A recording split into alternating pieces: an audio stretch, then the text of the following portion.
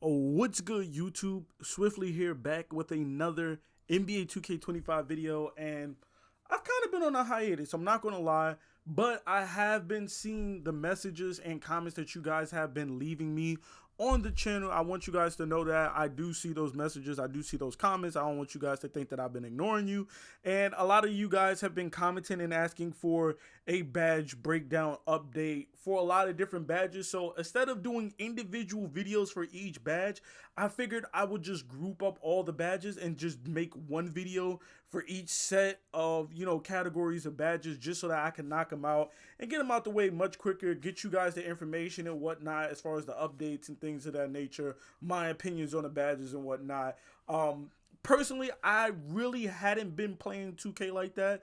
I might have said it in another video on the channel, but I kind of stopped playing 2K around December. I've been playing a whole bunch of other games, single player games. I've been playing like Death Note, Killer Within, a bunch of different other games, Marvel Rivals, etc., etc. And I kind of have been busy with other games, but late February, early March, I kind of started messing with 2K again, especially since I was seeing a lot of guys comment and asking about badge breakdown updates. So I've been playing since March, and now we're into April. Obviously, new season 6 is here. So I figure what better time to do a badge update video than now with the new season dropping in NBA 2K25. So today's video, we're going to be focusing on the shooting badges, and then in the next video I'll probably take a crack at either the finishing badges or the playmaking badges. It all depends on what you guys want to see first. If you guys prefer the playmaking, I'll do the playmaking. If you guys prefer the finishing, I'll do the finishing. Or if you guys prefer defensive and rebounding, we'll do those first, and then we'll just knock them out in each order. Now, to start off, first things first, obviously we'll be starting off with set shot specialist, and that's because set shot specialist still remains king supreme in my opinion. This is still the #1 shooting badge in NBA 2K25 if you ask me. Now, I said in my original badge breakdown how important this badge is. This truly is your bread and butter, and guess what? That's still true. It is still 100% the most important badge in NBA 2K25 as far as just baseline shooting goes. Just not baseline shooting, but just, base shooting goes. It's still the most important badge.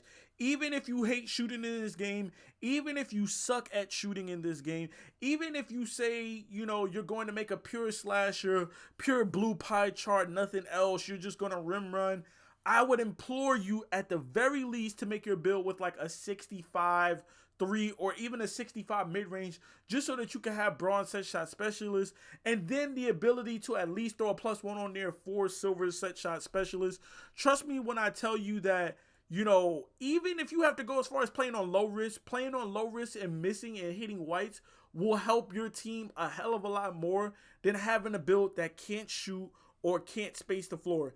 And having your matchup sag off on you and just sit in the paint is just so detrimental, not just to you scoring, but it's also going to be detrimental to your teammates scoring, because then now they're all going to be forced to shoot, shitty contested shots, because nobody will be able to drive in the paint because there'll always be somebody sitting paint waiting for them.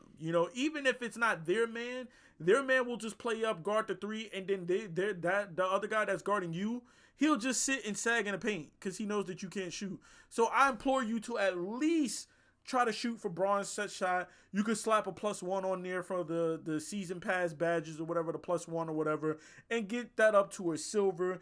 Even with a 65, if you know your jump shot, you can still consistently hit like 45-50% as far as mid-range shots go. Now, from 3, it's going to be a little bit harder to stay consistent, but you also have to factor in that you're not just going to be shooting with a 65 3-ball. Even if you do go with bronze set shot specialist, a 65 3-ball plus the boost that you get for set shot specialist, plus if you have hot zones or even elite zones or whatever, the purple hot zones or whatever, and then also if you're getting a pass from somebody throwing dimer or whatever like that, all of those things into consideration, it is much easier to hit, with that 65-3 versus just not having that badge at all and just trying to chuck with like a 50 mid range or 53 or no three at all and just rim running. It's just gonna be much better experience for you as far as like playing the game goes and spacing the floor and helping your team. Now the second badge that we're gonna be talking about obviously is still the second best shooting badge, obviously, and obviously you guys know what badge that I'm going to be talking about, and that is Shifty Shooter. Now, I think in my previous videos, I didn't really rate Shifty Shooter as high just because of my specific playstyle. I'll be the first to say that I'm not one to shoot a lot of moving shots, but as most of you probably know by now, the meta has really become spamming moving slash, dribble middies. With gold Shifty Shooter and higher, it's honestly pretty hard to miss. And with the +1, there really shouldn't be anyone running this badge at anything lower than gold. Like, even if you can only get it silver, that +1 can get you up to gold. If you have it gold, then, Hall of Fame or even legend. All things considered, Now, me personally, I still don't think this is better than set shot just because you have to be moving. You have to be, doing a step back, a spin shot, a leaner, a dribble puller, some type of moving shot, And for me, set shot is going to trigger off of catch and shoot shots. Off of catch and shoot, you're not getting Shifty Shooter. If you do 1-2 dribble moves and then stop and then shoot a standstill shot after dribbling, guess what? That's set shot specialist. You're not going to get Shifty Shooter for that. It's a very, very specific scenario where you're going to trigger Shifty Shooter. So for me, set shot, there's just more likelihood of you triggering set shot than it is of you triggering Shifty Shooter. But that's not to say that it's still not a good badge, because obviously it is a really good badge. But in my opinion, it's not better than set shot. That's just my opinion. But I do recognize it as clear cut the second best shooting badge in the game now. And I actually have it over this badge, which is third on the list, and that's going to be Deadeye. And as far as updates go, Deadeye is still Deadeye. Now, I will say this, since the game's release, they have changed or like revamped the contest system. But me personally, as someone who has played the lockdown since 2K15, I gotta say the contest system, it's still ass. Like, now just because the contest system is ass though, that doesn't mean that the badge isn't useful. Especially when you're going up against someone with low perimeter defense, those super, super high offensive PG builds. That's where this badge excels the most. And where you will notice the most difference. This badge is literally, the counter to Challenger. And since a lot of guards out there are running low perimeter defense, you probably will be up against bronze, maybe silver challenger at the most. Now, obviously, this is in a casual setting. I'm talking about like, park, rec, solo rec, maybe even squad rec here and there. If you're playing Pro-Am or Proving Ground or even Ante-Up, then obviously the competition is a little bit better. And obviously, there will be a legit lock on the court who will probably be running Hall of Fame or Legend Challengers. So, take that into consideration. Now, moving on, we have our fourth badge, which is going to be Limitless Range. Now, Limitless Range, still has its uses. I know I said that Limitless isn't really a badge I care too much for, especially with how, shooting is in this game. Most people can barely hit consistently from normal three-point range, so I really wouldn't advise most people to be shooting from Limitless. But if you have a high three ball, 90 plus three ball, 92, 93, whatever it is for gold, you might as well put the badge to use, Plus, sometimes you can't help where a pass drags you. Sometimes you deck somebody and the pass drags you all the way to Limitless. Sometimes you're running to the corner and it just randomly pulls you back to Limitless for whatever reason. And the worst thing you could do, in this game, besides making a build that can't shoot, is catching a wide open shot that's a three or whatever, nobody near you, and then you don't shoot it. Like, there's nothing more frowned upon than somebody being like wide open from three, whether it's on the wing, whether it's the corner, and then you see them catch the ball, and instead of pulling that wide open shot, what do? They put the ball on the floor, dribble, run into the paint, shoot a contested layup, get their dunk blocked or whatever. They brick or red bar like a dunk meter or something. Just something extremely absurd. So Limitless Range, again, like I said, still has its uses, but I'm not too high on this badge just because of how shooting is this year. I would advise most, average players to try to stay away from Limitless Range. This isn't really a badge that you should be trying to like really be spamming or anything like that, unless you know your jumper. Now, if you know your jumper, then by all means do your thing. Now, last but not least, we have our final shooting badge, which is going to be Mini Marksman.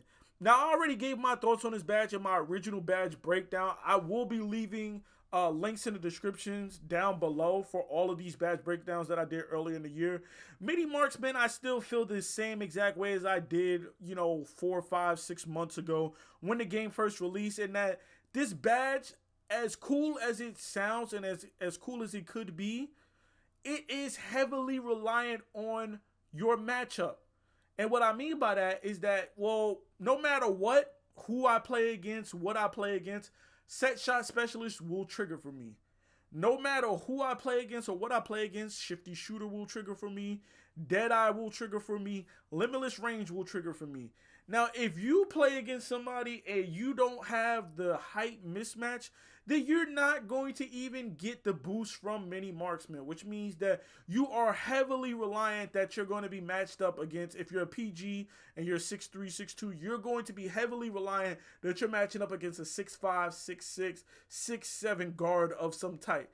Now, if you're not running a smaller undersized build, you aren't really going to see much of an advantage of this. My main PG builds, both of those builds are 6'3". So most of the time I'm going up against 6'3".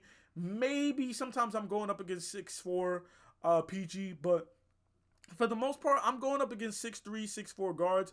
I occasionally will see a 6'6" guard. I think I've maybe seen a 6'5" guard here and there, like maybe twice. In over, well over like 800, 900 rec games, maybe even over 1,000 rec games at this point. I've probably seen like maybe a handful of 6'5" guards, but majority of the guards are going to be 6'3", 6'4", and then the occasional 6'6". But I don't really see 6'6" guards like that to really warrant me, caring too much about Mini Marksman. It's just way too reliant for a specific mismatch for me to really dedicate, anything to this badge. So even on builds where I have high 3-ball, Mini Marksman is usually the badge, like the last badge that I unlock. I don't even focus on unlocking this badge. Set shot, Shifty Shooter, Deadeye, Limitless, those badges I definitely focus on unlocking and, leveling up as high as I can get them.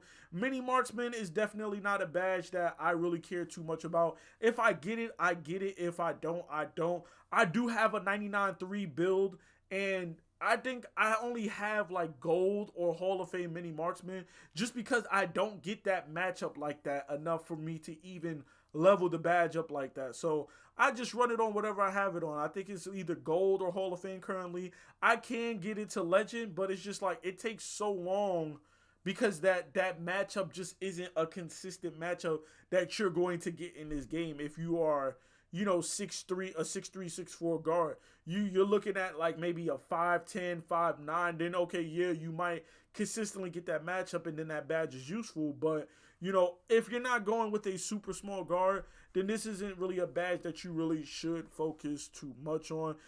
It has been your boy Swiftly. Please be sure to drop a like, comment, and subscribe for more NBA 2K25 content.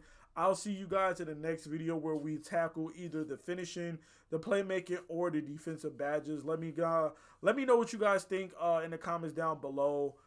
As far as the shooting badges and the shooting in the game, do you think shooting is better? Is it in a good spot now? Like me personally, I still feel like shooting is the same. I don't think it's any easier than when the game first released. I don't think it's any harder than when the game first released. For me, it feels just the same. I don't know if they touched anything or tweaked anything, but, the game still feels like RNG Mania, bro. That's just me. But anyway, I'm out. I'll catch you guys in the next one. Peace.